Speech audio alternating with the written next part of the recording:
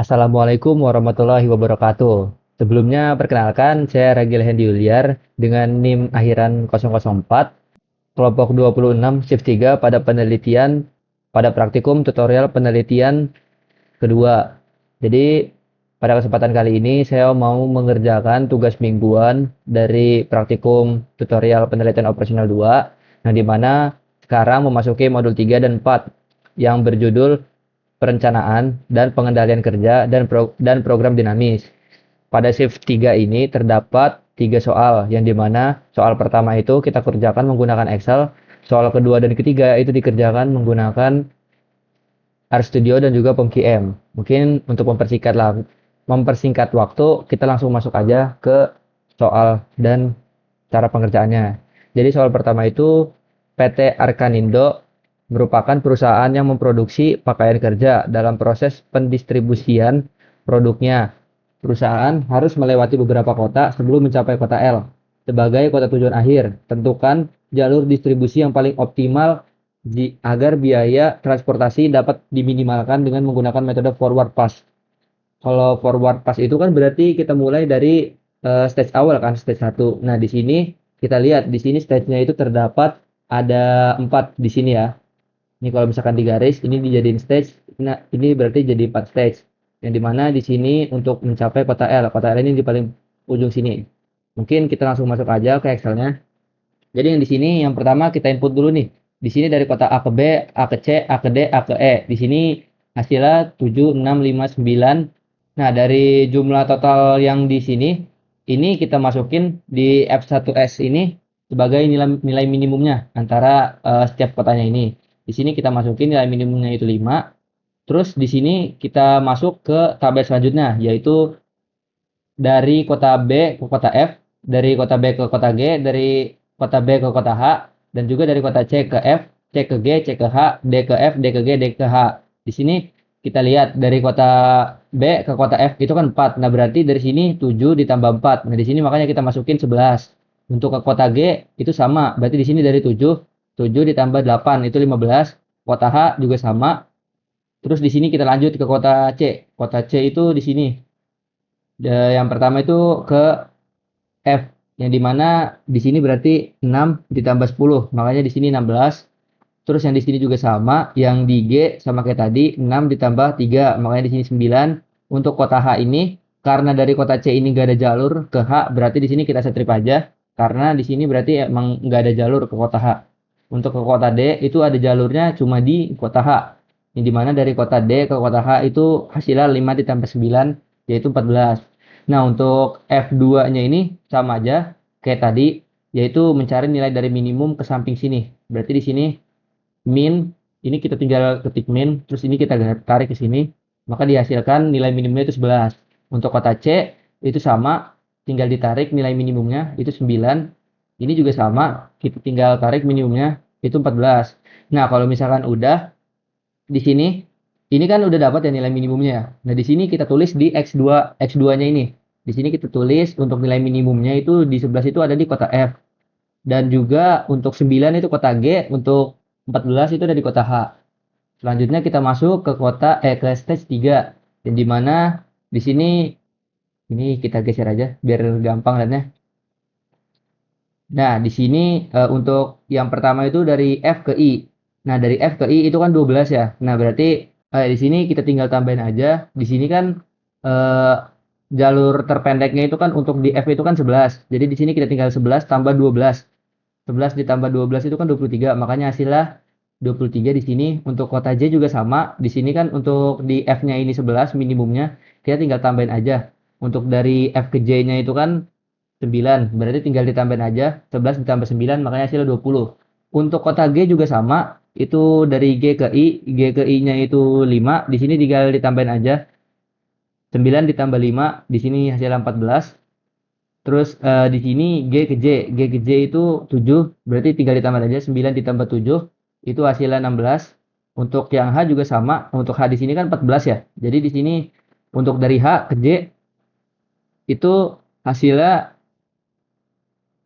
untuk H ke J itu kan 10 ya. Terus di sini 14. Tinggal ditambah aja 24 ditambah 10 berarti kan 14 ditambah 10 berarti kan 24 ya. Untuk K juga sama. Nah, untuk mencari solusi optimumnya itu juga sama. Itu pakai rumus yang minimum tadi. Jadi tinggal min ditarik hasilnya segini. Nah, kalau misalkan udah, kita masukin lagi ke stage 4. IJK ini. IJK kalau misalkan udah, kita masukin di sini dari I ke L. I ke L-nya itu 7. Berarti tinggal ditambahin di sini. Di sini kita tinggal tambahin aja I ke L. I ke L-nya itu di sini 7. Nah, di sini I-nya itu kan 14 ya. Berarti tinggal 14 ditambah 7 itu kan 21. Nah, selanjutnya sama ke bawah. Nah, untuk F4 juga sama juga, tinggal diminimumkan dari semuanya ini. Nanti maka dapat hasilnya itu 21. Nah, kalau misalkan udah di sini, kita tinggal warna-warnain aja jalur-jalurnya ini. Berarti kan di sini kan kita dapat ya, 21 ini jalurnya ke I, berarti kita ke sini. Terus eh, habis itu kita dapat 14. 14 itu jalur G, berarti ke sini ke G.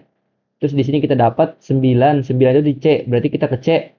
Terus ke jalur yang A. A itu yang di sini. A ke C 6. Nah, berarti kalau misalkan jalurnya, jalur kritisnya itu kita warnain biar bisa ketahuan di sini nih sebagai jalur kritisnya.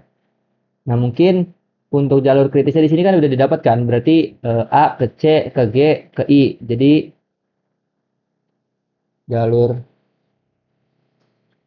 kritis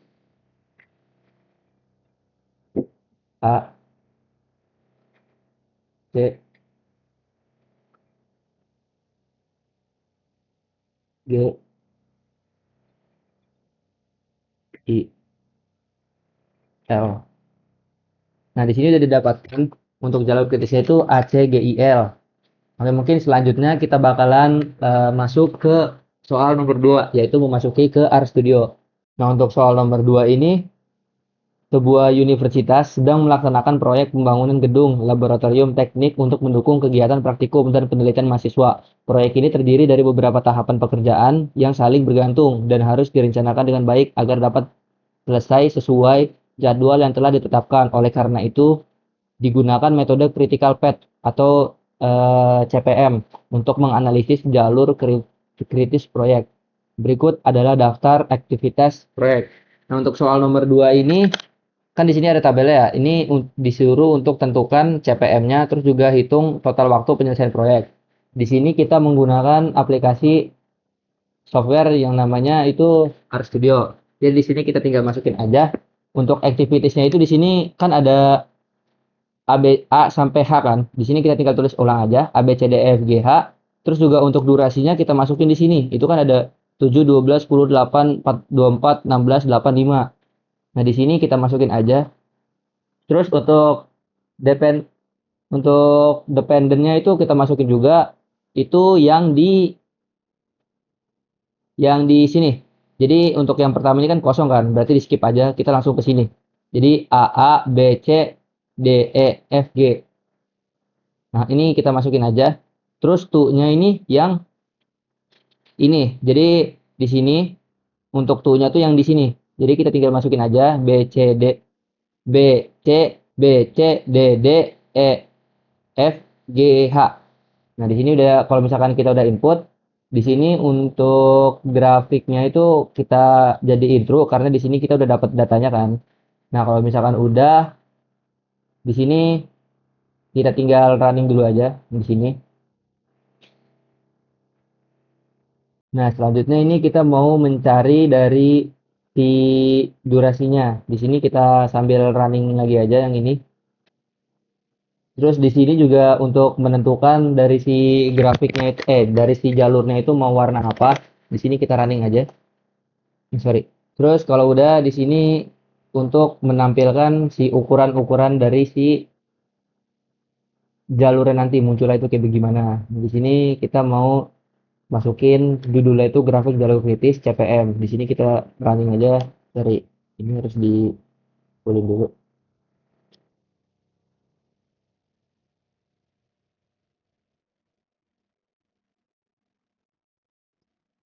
Nah, di sini udah muncul untuk jalur kritisnya itu dari A ke B, ke D, ke E, ke F, ke G, ke H dengan jumlah itu 90 hari dengan total waktunya. Nah, selanjutnya kita bakal langsung masuk aja ke soal nomor 2. Nah, soal kedua dari RStudio itu atau ditulis tugas mingguan itu soal nomor 3. Itu ada soal sebuah perusahaan energi terbarukan sedang mengembangkan pembangkit listrik tenaga surya skala menengah sebagai bagian dari upaya pemanfaatan energi ramah lingkungan. Proyek ini melibatkan berbagai aktivitas teknis dengan ketidakpastian waktu penyelesaian, sehingga metode program evaluasi atau PERT digunakan untuk memperkirakan durasi proyek secara keseluruhan. Berikut adalah daftar aktivitas proyek beserta 3 estimasi waktu. Di sini ada datanya di dalam tabel di sini. Untuk soal itu tentukan jalur kritis per, hitung perkiraan waktu selesai. Nah, sama ini juga soalnya sama kayak yang tadi, ini menggunakan RStudio lagi. Di sini kita tinggal input sama kayak tadi, dari si aktivitasnya itu A sampai H, di sini kita input. Terus di sini untuk optimisnya, di sini kan ada optimis kan. Di sini kita masukin 10, 12, 14 sampai ke 10.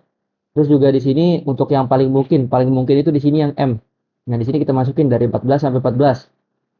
Nah, selanjutnya untuk yang pesimis, pesimis juga dimasukin dari 20 sampai 20. Nah, selanjutnya kita masukin codingan yang activities ini. Nanti ditambah dan terus kira-kira itu dibagi 6. Selanjutnya di sini kita masukin di sini dari data from itu yang dari sini dari pendahulu ke to-nya itu di sini yang activities. Di sini kita masukin codingan dari si grafiknya, karena di sini dari A ke H, di sini kita masukin, terus di sini kita tinggal running aja dulu.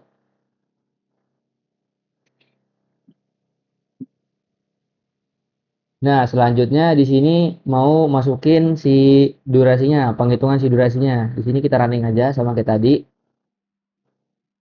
Terus di sini untuk warnanya yang mau kita pakai itu sama kayak tadi. Di sini mau pakai warna yang kayak tadi.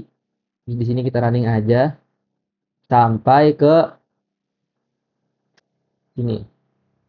Nah, jadi di sini udah dapat jalur kritisnya itu A, dari A ke C ke D ke E ke F ke H. Nah, di sini didapatkan total waktu penyelesaian proyeknya itu 122 hari. Mungkin selanjutnya kita bakal masuk ke aplikasi POMQM. Nah, di POMQM ini, sorry. Nah, di POMQM ini kita masuk ke sini. Terus kita ke single time estimate. Ini kita contoh masukin soal soal satu tugas mingguan. Soal satu underscore minggu. Untuk karena dari A sampai H itu ada 8, jadi di sini kita masukin 8. Kalau udah kita oke, di sini kita masukin activity time-nya sesuai sama yang tadi. Itu di sini ada 7, 12, 10, 18, 24, 16, 8 sama 5. Terus untuk sebelahnya kita isi A, A, B, D, E, F, G.